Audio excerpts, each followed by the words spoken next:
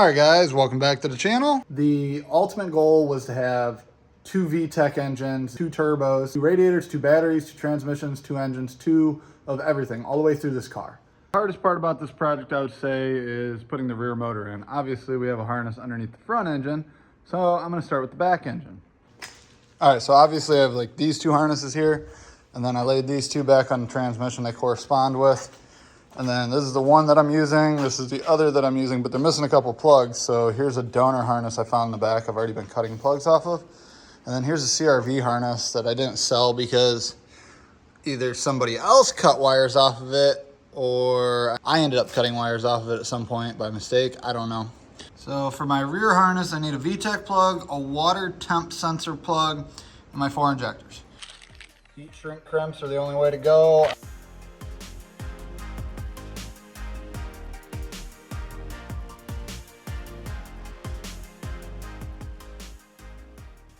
Tape about 6 inches of this plug, so I'll overlap about 1 inch and then pull it out, keep taping, hit the next tape loom, pull it out, keep taping until every plug is done.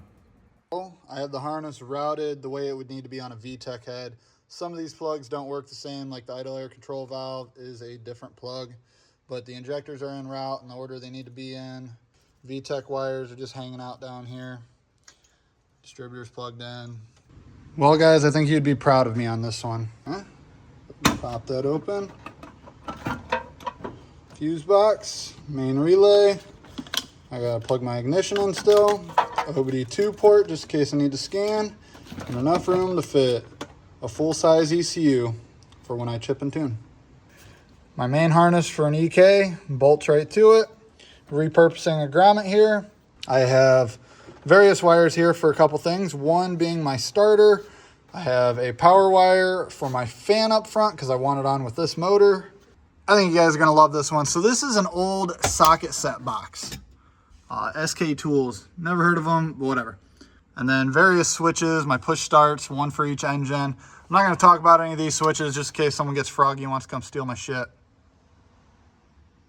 But yeah, close that up. Aside from us having our switch box up here, I now have shifters, and they're independently shift. So we can go first, reverse.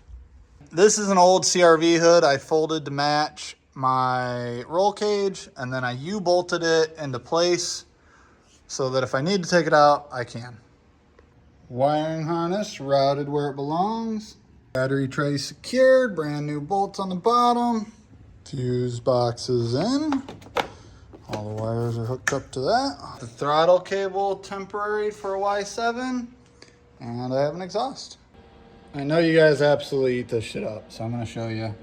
These are my oh so terrible welds. You can see my tack welds that I went over.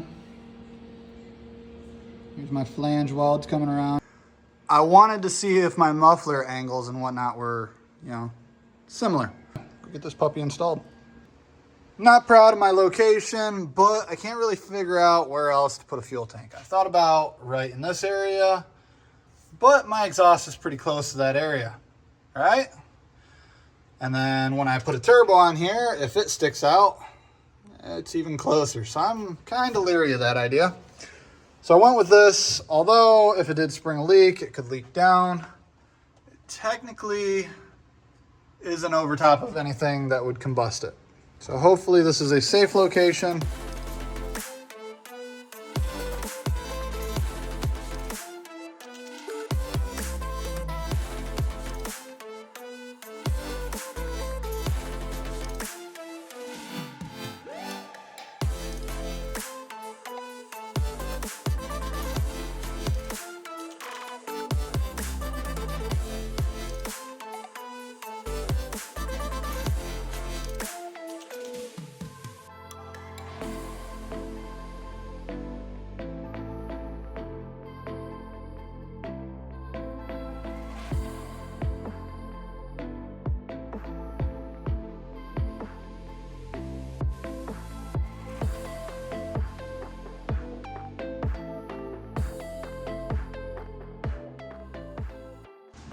All right, we got our filler neck situated, strapped in, fuel lines are all taken care of.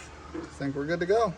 When you mid-engine swap, this is exactly what you need to keep your bearings from separating. This is an axle cup from a stock axle. Torque that down to factory spec, put it through there, and it holds your bearing together. You need to put these somewhere safe for the next mid-engine swap project.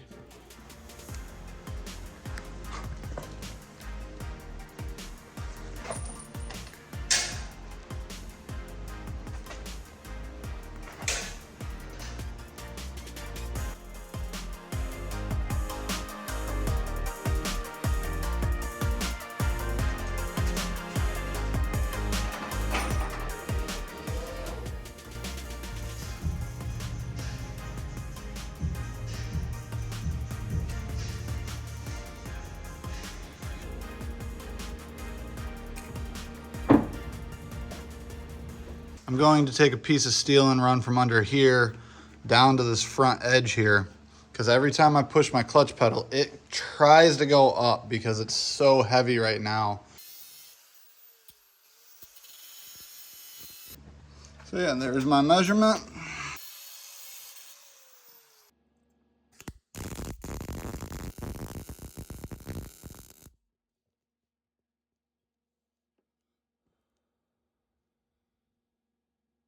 I want you to feel left out, so I'm gonna show you my process over here.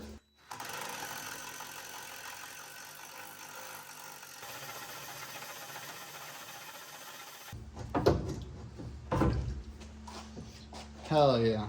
Build a top radiator support. These are some of my no prep welds. I ground the frame, but this galvanized doesn't weld. These are my fix. These are HVAC zip ties. They're like 3 foot long. Bro, I'm so disappointed in myself. Give it the old zip. That thing's tight. Perfect. I don't cut this off, and I'm gonna show you guys why. I typically take something like this and I'll shove it back in. Like normally you have a core support, so I would like shove it through a hole in the core support. But yeah, I'm gonna shove it in the frame rail for now. I'll show you guys why I'm gonna do this. If you pull down on this, you can grab this tab that actually zips the zip tie. Trying to do this without cutting my fingers off.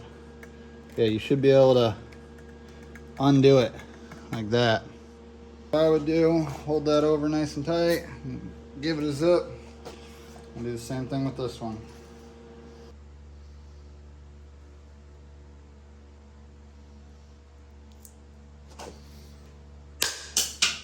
No, bro, I'm so disappointed.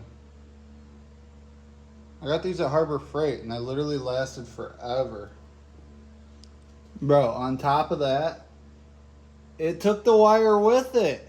Guys, whatever you do, don't tell anyone. These are Snap-on brand. I don't even want anyone knowing that I'm touching them. These are Brandon's.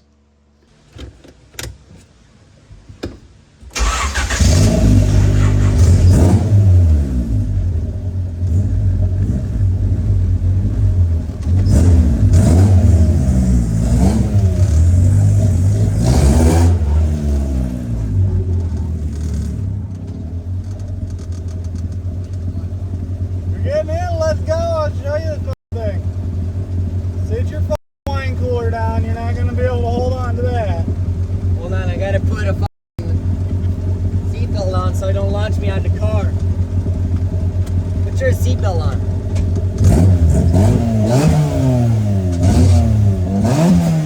What the f***? The clutch is so heavy.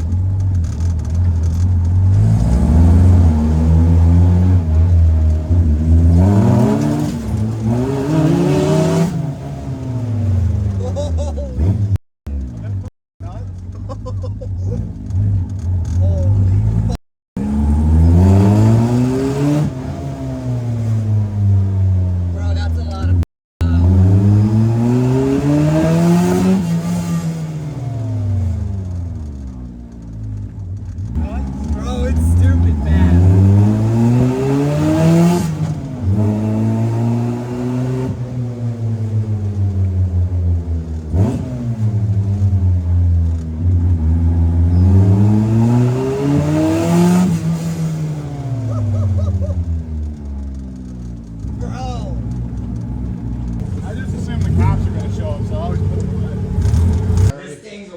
wicked, dude. Like right here, if There's you no look need at for this retractor tires to be this fast.